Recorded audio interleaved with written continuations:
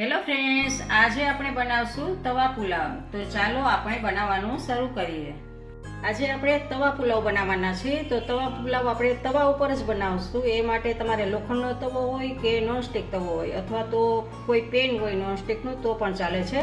તો તવા ઉપર આપણે પુલાવ બનાવવાના છે. એ માટે આપણે 1 ચમચી જેટલું, 1 મોટી ચમચી જેટલું આપણે તેલ લેશું. 2 ચમચી આપણે બટર લેશું. બટર મેં ઘરનું બટર જ યુઝ કરેલો છે. અહીંયા તમે બજારનું માર્કેટમાં મળતું હોય એ બટર પણ લઈ શકો છો. તો જુઓ, બટરને પીગળવા દેવાનું છે. થોડુંક પીગળે એટલે આમાં આપણે ખડા મસાલા એડ કરશું. ગેસને હવે આપણે સ્લો કરી દેવાનો છે. તો થોડુંક આપણે જીરું એડ કરશું. એમાં 1 તમાલપત્ર એડ કરશું, 1 સૂકું મરચું એડ કરશું અને 2 લવિંગ એડ કરશું અને આવી રીતે આમાંને થવા દઈશું. હવે એમાં એક આપણે ડુંગળી કાપેલી છે, મોટી મોટી કટ કરેલી છે, સાવ નાની નથી કટ કરેલી. એ ડુંગળીને પણ એમાં એડ કરશું અને આવી રીતે ડુંગળીને આપણે સાતળવાની છે. ગેસને આપણે સ્લો રાખવાનો છે.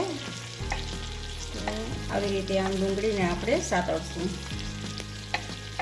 તો 2 મિનિટ માટે મેં આને સાતરેલું છે અને આપણી ડુંગળી છે એ થોડીક સતળાઈ ગઈ છે.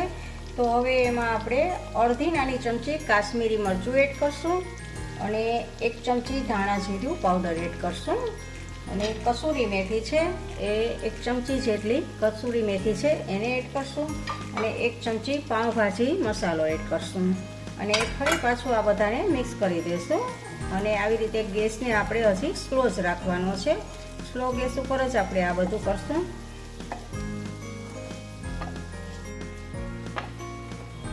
જો થોડુંક સતળાઈ જાય એટલે આપણે એક ટમેટું છે એ બહુ નાનું કટ નથી કરવાનું, પણ આવી રીતે મોટા પીસમાં આપણે કટ કરવાનું છે. અને ટમેટાને આપણે કૂક થવા દેવાની જરૂર નથી કાંઈ. એક નાનું મરચું છે એ મરચું આપણે એડ કરશું અને ફરી પાછું આને આપણે સાતળશું. અડધી ટીસ્પૂન આમાં આદુની આપણે પેસ્ટ એડ કરશું અને અડધી ટીસ્પૂન જેટલી આપણે લસણની પેસ્ટ એડ કરશું. તો આ બંને પેસ્ટને આમાં આપણે મિક્સ કરી દઈએ. હવે આપણે ગેસની ફ્લેમને થોડી ફૂલ કરીએ. ટમેટાને આપણે કૂક થવા દેવાની રાહ નથી. તો હવે આપણે શાકભાજી છે એ બોઇલ કરેલા અગાઉ જ રાખેલા છે. બટેટા, ગાજર અને 1 ગાજર છે, 1 નાનું બટેટું છે અને વટાણા છે. આમાં તમે ફણસી અને ફ્લાવર પણ લઈ શકો છો. મેં આ 3 વસ્તુ જ લીધી છે. તો અગાઉથી આને બોઇલ કરેલા છે એને આમાં એડ કરું છું.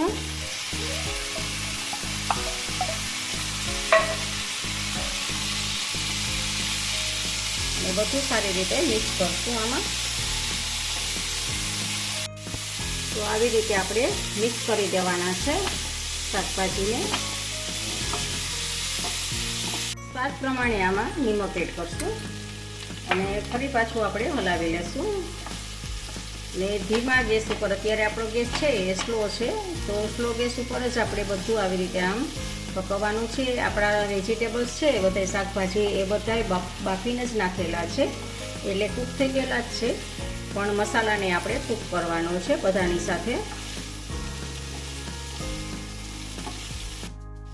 હવે આપણે આ 5 કપ ચોખા લીધા હતા અને કાચા ચોખા 5 કપ લીધા છે. એના 3 ગણા આપણે આ ભાત થાય છે, રંધાઈ જાય છે. એટલે અગાઉથી મેં હળદર અને થોડુંક નિમક નાખી અને એને કૂક કરી લીધા છે. હળદરને મેં આમાં જ ઉપયોગ કરેલો છે એટલે આમાં ઉપયોગ કરેલો નથી, કારણ કે આમાં ભાત બાફવામાં આપણે હળદર નાખશું તો પુલાવનો સ્વાદ દેખાવ છે એ ખૂબ સરસ આવશે, એનો કલર સારો આવશે.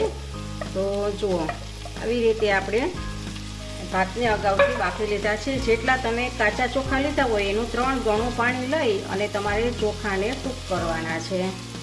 અને સારી રીતે પાછું બધું આપણે મિક્સ કરી દઈએ. તો 2 ચમચાની મદદથી આવી રીતે આપણે આને મિક્સ કરશું આને.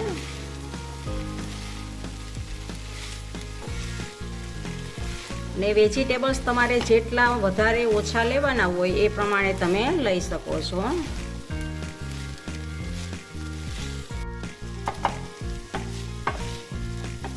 જુઓ, આવી રીતે તમારે આમ મિક્સ કરવાનું છે. આમ કરીને આમાં પુલાવ જ્યારે કરતા હો ત્યારે આવી રીતે આમ નથી કરવાનું, પણ આવી રીતે આમ કરવાનું છે. જુઓ એ જરા પણ બેસશે નહીં અને આપણો પુલાવ છે એ છૂટો છૂટો થશે. અને ગેસનો ફ્લેમ સ્લો રાખવાની છે. તો જુઓ તમે જોઈ શકો છો કે આપણો પુલાવ છે એ જુઓ એકદમ છૂટો છૂટો છે.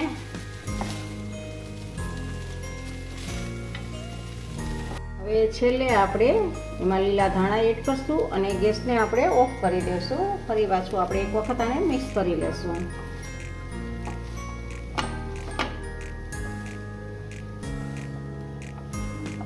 અને હવે આપણે આને સર્વિંગ પ્લેટમાં લેશું. તો આપણે સર્વિંગ પ્લેટમાં આને લેશું.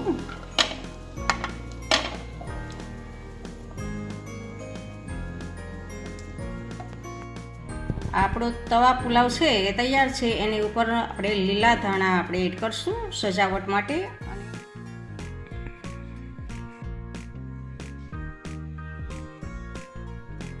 તમને આ રેસીપી ગમે તો લાઈક અને શેર કરજો અને નવી નવી રેસીપી જોવા માટે આ ચેનલને સબસ્ક્રાઈબ કરજો.